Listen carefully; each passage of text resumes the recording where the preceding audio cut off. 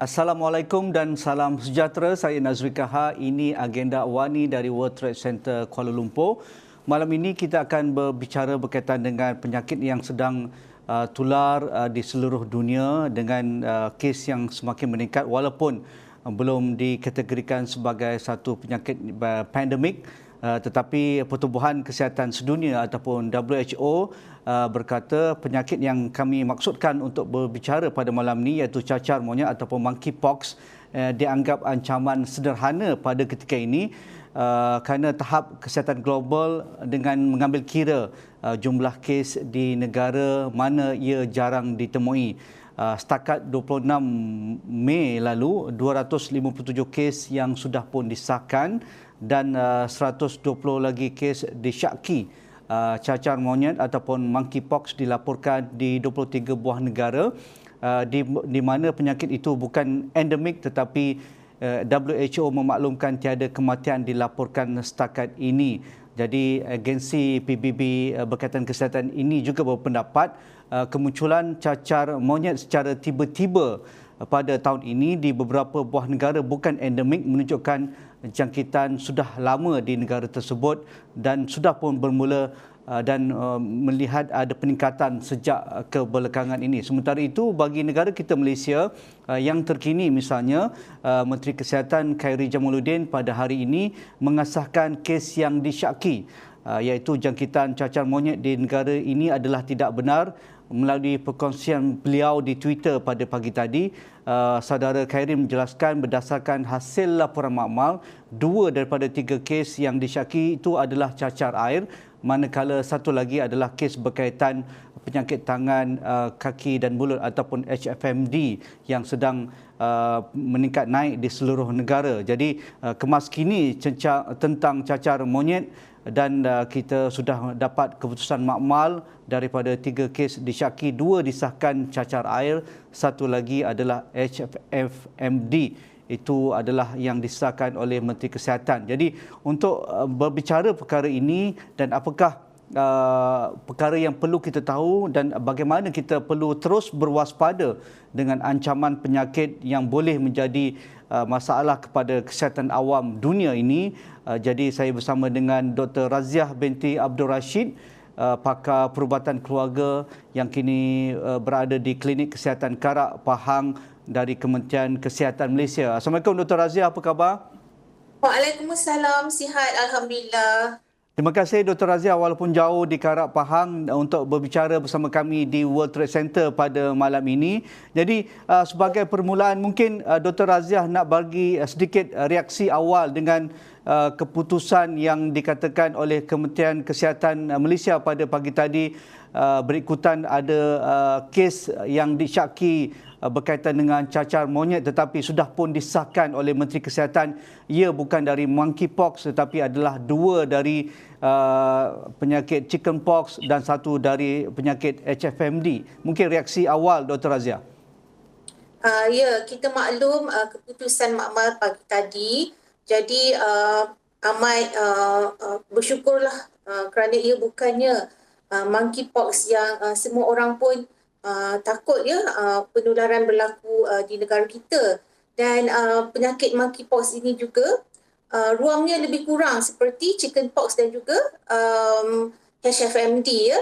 Dan kita sebenarnya dah serik ya daripada pandemik COVID yang telah berlaku pada 2 tahun yang lepas. Ya, mungkin nasihat awal Dr. Raziah kepada masyarakat awam jika mereka berjumpa dengan simptom-simptom yang seolah-olah sama dengan cacar monyet ini dan mereka cepat memberi reaksi, mungkin viralkan di social media dan mungkin bagi tahu rakan-rakan bahawa anak beliau ataupun ahli keluarga beliau sudah pun dijangkiti dengan cacar monyet. Jadi apa nasihat Dr. Raziah kerana ini akan menimbulkan panik ataupun kegusaran awam tentang hal itu? Betul. Bila kita dengar ya viral bagi mereka-mereka yang tidak fasih dalam status ya kesihatan, ia menimbulkan ketakutan ya dan juga panik serta marahlah kepada Kementerian Kesihatan Malaysia. Biasanya dia akan kata kita sorok kes ya. Ya. Jadi pada pendapat saya jika mereka bergejala, ya, sila datang dapatkan rawatan dan sahkan dahulu punca penyakit tersebut daripada memviralkan perkara yang tidak benar. Okey, menarik. Dr. Razia, mungkin sebagai permulaan, apa sebenarnya yang perlu kita tahu tentang monkeypox ataupun cacar monyet ini dari aspek apa sebenarnya penyakit ini dan apakah gejala dan juga simptom dan bagaimana ia berjangkit dan kelompok mana yang sebenarnya berisiko jika ada di sekeliling kita? Okey, baik Nazri. Monkeypox ini sebenarnya kalau ikutkan sudah diketahui di kalangan manusia pada tahun 1970-an, ya, tapi di Republik Kongo. Dan ia merupakan jangkitan zoonotik. Maksudnya hos yang mempunyai atau membawa virus tersebut adalah daripada kalangan haiwan, ya, haiwan-haiwan kecil seperti tikus, tupai dan monyet. Jadi bagaimana jangkitan ini boleh berlaku, ya, di kalangan manusia? Jadi antara di kalangan manusia boleh berjangkit sekiranya seseorang itu ada sentuhan terus, ya, ataupun langsung kepada cecair ataupun darah ataupun luka haiwan yang tercemar dengan virus tersebut tadi, ataupun seseorang itu makan daging haiwan yang tercemar tadi yang tidak dimasak sepenuhnya. Manakala jangkitan antara manusia adalah terhad, ya, sebab itulah ancaman itu dikirakan sederhana. Mereka di antara manusia pula, jangkitan boleh terjadi daripada titisan respiratori, daripada sentuhan luka, cecair ataupun darah, ataupun sentuhan objek-objek misalnya cadar atau pakaian pesakit, ya, yang tercemar, ataupun juga boleh melalui hubungan kelamin. Tanda-tanda, ya, bagi penyakit cacar monyet ataupun monkeypox ini adalah lebih kurang sahaja seperti cacar air, ya. Mereka akan mengalami demam, sakit kepala, sakit sendi, sakit badan, akan merasa letih, dan juga akan ada ruam dan bengkak kelenjar. Itu yang nak bezakan daripada cacar air tadi, ya, sebab cacar air tidak ada bengkak kelenjar. Ruam dia seakan-akan cacar air ataupun chickenpox tadi, ya. Selepas demam mungkin dalam 1 hingga 3 hari akan keluar ruam, ya, keluar ruam yang bermula di muka dan akan merebak ke kaki, tangan, ya. Dan ruam ini dia akan berubah daripada segi pada mulanya akan rata, kemudian timbul, kemudian jadi vesicles, sama seperti cacar air, ya, cuma dia akan lebih tertumpu kepada kawasan muka, tapak tangan, tapak kaki, mulut, ya, mata ke kelamin, ya. Mereka yang berisiko ialah daripada kanak-kanak kecil, ya, dan juga wanita hamil. Komplikasi cacar monyet ini termasuklah radang paru-paru, radang otak, ya, dan juga kegagalan organ. Ya, Dr. Razia, kita sudah pun diberitahu melalui laporan media kebanyakan kes yang dilaporkan dan dicatatkan pada hari ini adalah bertumpu di beberapa negara di Eropah seperti United Kingdom, Perancis, Sepanyol, Portugal dan juga di Amerika Syarikat. Dan kita sedia maklum sekarang kebanyakan sempadan global sudah pun dibuka selepas kita berada dalam transisi endemik COVID-19 pada ketika ini. Jadi ancamannya semakin besar apabila ramai sudah pun mula travel ataupun bergerak antara satu negara ke satu negara dan penerbangan masuk dan keluar semakin meningkat dari setiap negara.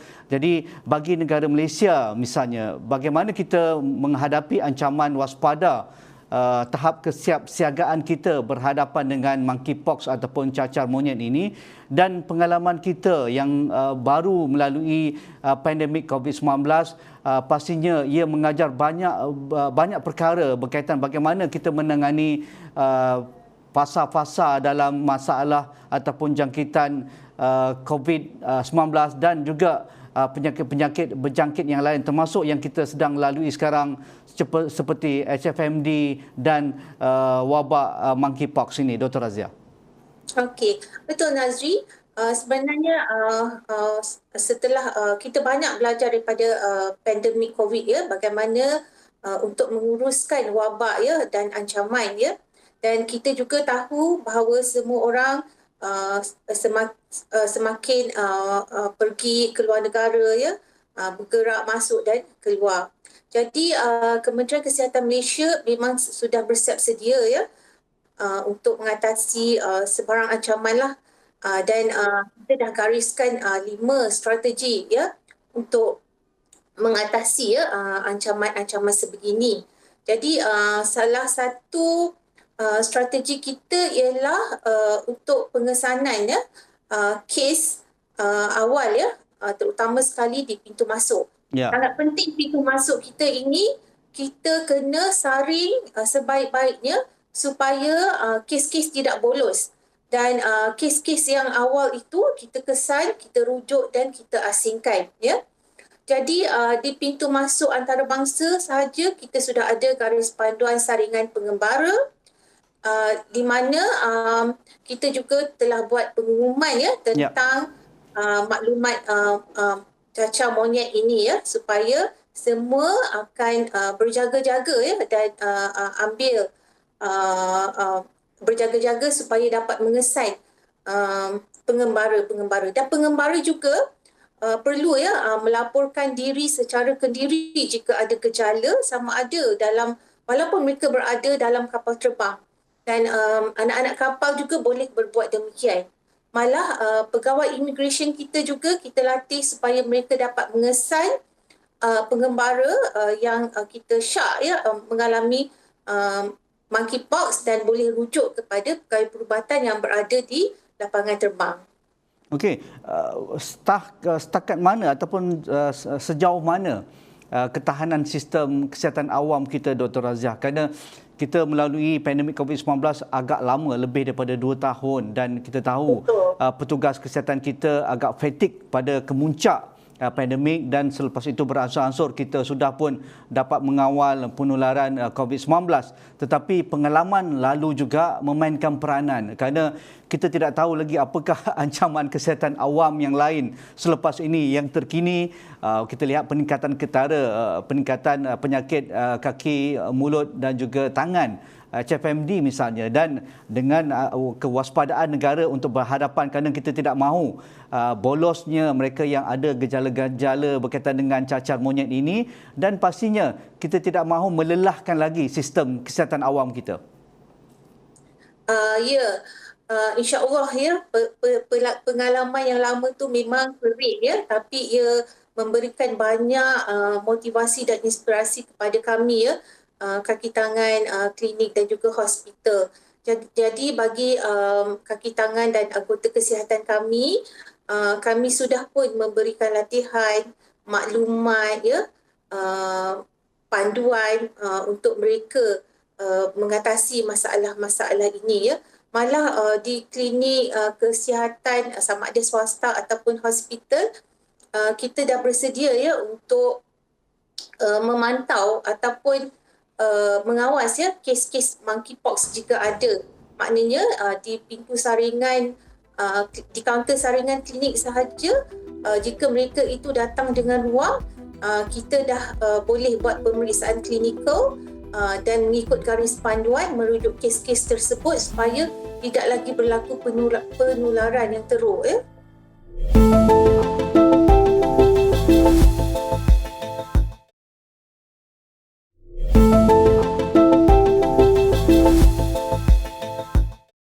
WHO menganggap ataupun memberikan analisa awal bahawa monkeypox adalah satu ancaman sederhana pada ketika ini, kerana ia belum lagi mengganggu sistem patogen manusia seperti mana apa yang berlaku kepada COVID-19 dan penyakit berjangkit yang lain, dan juga mengambil kira kes-kes yang sudah pun dicatatkan di negara yang jarang ditemui pada ketika ini. Jadi adakah kita perlu menganggap ancaman cacar monyet ini tidak serius dan rakyat perlu relax ataupun biasa-biasa saja ataupun bagaimana, Dr. Razia?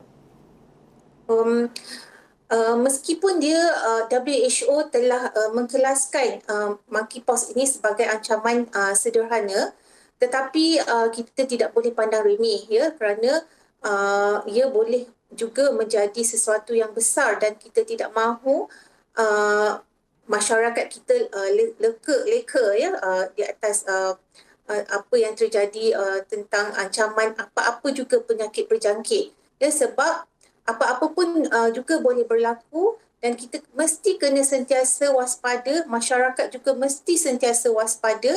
Dan bagi Kementerian Kesihatan Malaysia, kami memang telah bersiap sedia ya, daripada segi kapasiti pegawai, kapasiti makmal diagnostik, daripada data dan notifikasi sistem digital IT ya, dan kami juga ada bekerjasama ya dengan agensi lain ya, contohnya Jabatan Perkhidmatan Kuarantin dan Pemeriksaan, Jabatan Veterina dan Perkhidmatan.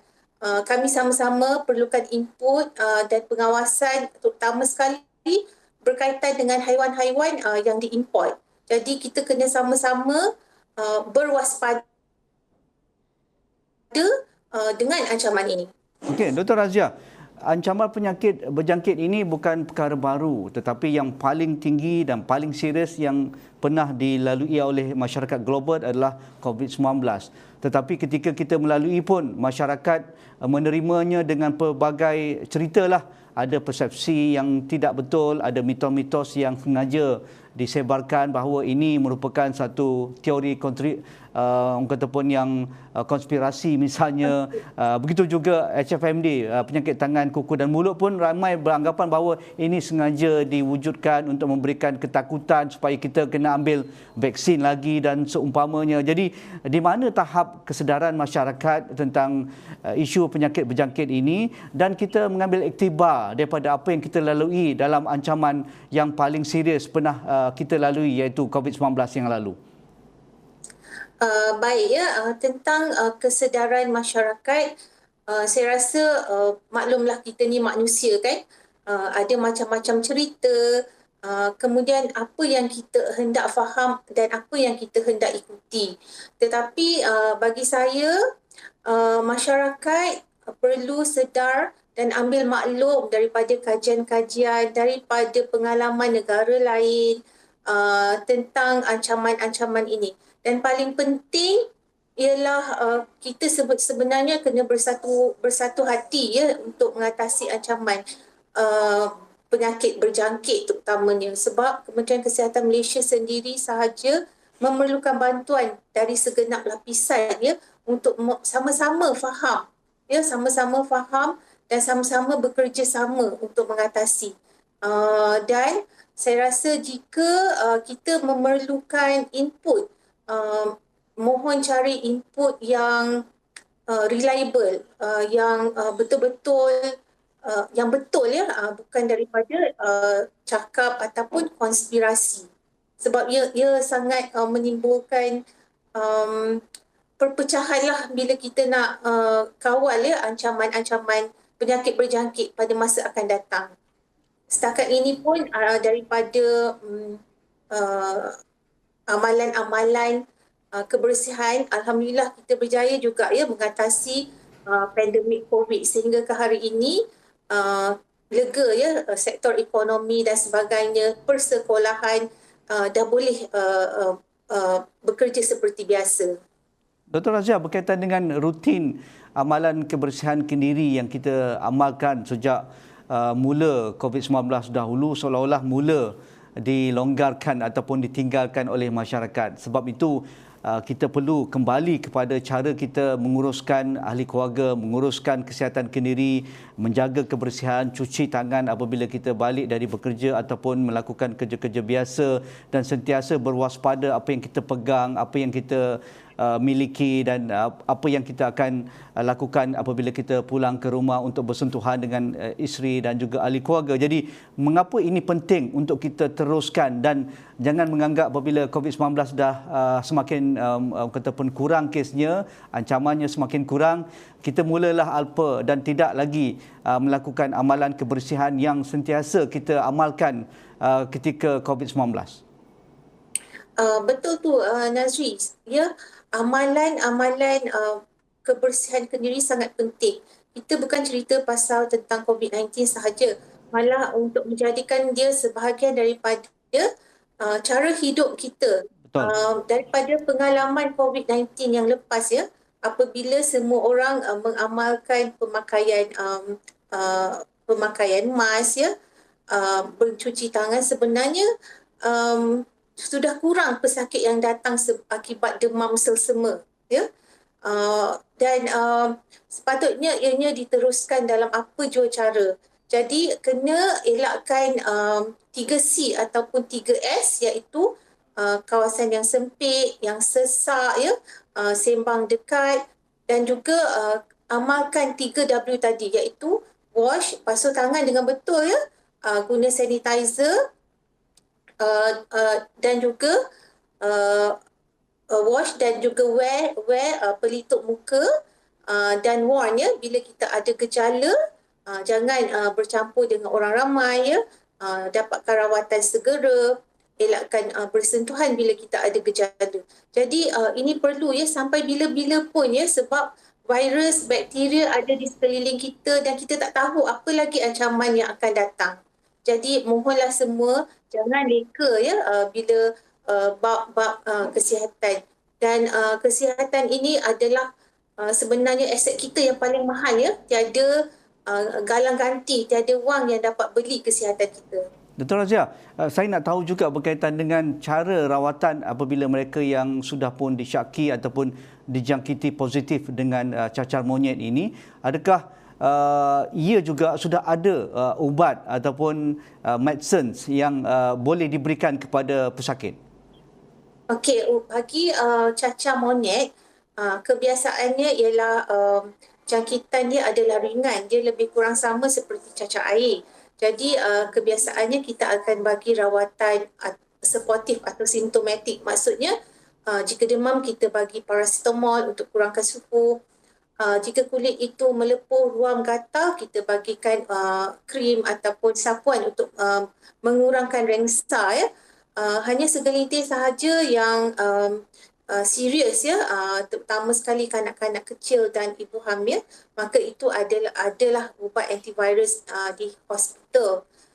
Dan kalau mereka yang berisiko tinggi juga, kita kemungkinan akan berikan vaksin, tapi hanya untuk mereka yang berisiko tinggi, terutamanya anggota kesihatan lah yang mengurus pesakit monkeypox dan juga yang menguruskan spesimen sampel tadi. Okey, bergerak ke hadapan, kita tidak tahu bilakah kita akan menerima kes pertama. Kalau boleh tak ada langsunglah, lagi bagus Malaysia ini. Dan tetapi dengan pergerakan manusia yang semakin aktif di seluruh dunia dan juga pembukaan sempadan negara, kemungkinan itu amat sukar kerana ia agak mustahil untuk mengawal semua pergerakan manusia apabila jutaan sudah pun bergerak antara satu negara ke satu negara yang lain. Tetapi sebagai pakar kesihatan awam, apakah lagi peranan komuniti, peranan masyarakat untuk kita lakukan prevention ataupun melakukan mitigasi supaya penyakit berjangkit ini kalau ada pun kita dapat kurangkan dan dapat meminimalkan impaknya kepada kesihatan awam negara. Okey, betul tu ya, kita menjangkakan sebegitulah, tapi kita mohon moga Allah lah lindungi kita semua ya. Jadi sebagai pakar perubatan keluarga ya, saya menasihatkanlah masyarakat kita, terutama sekali pengembara ya, pengembara keluar negara, amalkan ya kesihatan kendiri tadi, iaitu 3C, elakkan 3C dan juga amalkan 3W. Manakala pengembara ke kawasan ataupun negara-negara endemik tadi, elakkan ya daripada bersentuhan dengan haiwan yang sakit, haiwan yang mati ya, ataupun elakkan daripada makan daging haiwan yang belum dimasak ya. Dan pengembara juga perlu memantau ya diri selama 21 hari, dan sekiranya ada gejala sila dapatkan rawatan awal, sila maklum kepada pengamal perubatan dengan segera supaya kita dapat rujuk dan kita boleh buat pengasingan ya. Dan bagi mereka-mereka yang terlibat dalam pengurusan haiwan misalnya ya, juga disarankan untuk memakai sarung tangan ya, untuk mengelakkan jangkitan ya daripada cecair haiwan-haiwan yang tercemar. Pada ketika ini belum lagi, tapi kita sentiasa ya bekerjasama dengan jabatan-jabatan perkhidmatan, jabatan veterina, jabatan perkhidmatan pemeriksaan dan kuarantin untuk update kita status ya haiwan. Jadi mohon semua juga sentiasa kemaskini, sentiasa waspada, sentiasa dapatkan info terkini ya berkenaan dengan ancaman monkeypox di negara kita. Terima kasih Dr. Razia, dan itu juga yang disarankan oleh Menteri Kesihatan kita bahawa negara sudah pun bersiap siaga untuk menghadapi kemungkinan kemasukan kes cacar monyet ini dengan pelan strategik dan langkah kesihatan yang sewajarnya, tata cara pengesanan, ujian sampel, siasatan dan juga pengurusan kes serta kontak rapat serta langkah pencegahan dan kawalan bermula di pintu masuk antarabangsa negara. Dan ciri baru MySejahtera misalnya akan mula digunakan membabitkan pengembara dari negara yang endemik cacar monyet dan negara bukan endemik, di mana mereka akan menerima pop-up amaran kesihatan dan pengembara perlu memantau kesihatan mereka selama 21 hari kerana tempoh inkubasi cacar monyet adalah sekitar 3 minggu. Jadi terima kasih sekali lagi kepada Dr. Razia Abdul Rashid, pakar perubatan keluarga Klinik Kesihatan Karak Pahang, Kementerian Kesihatan Malaysia. Jadi itu saja perbincangan saya bersama Dr. Razia, waspada ancaman cacar monyet, itu untuk agenda awani pada malam ini. Sekian, Assalamualaikum, kita jumpa lagi.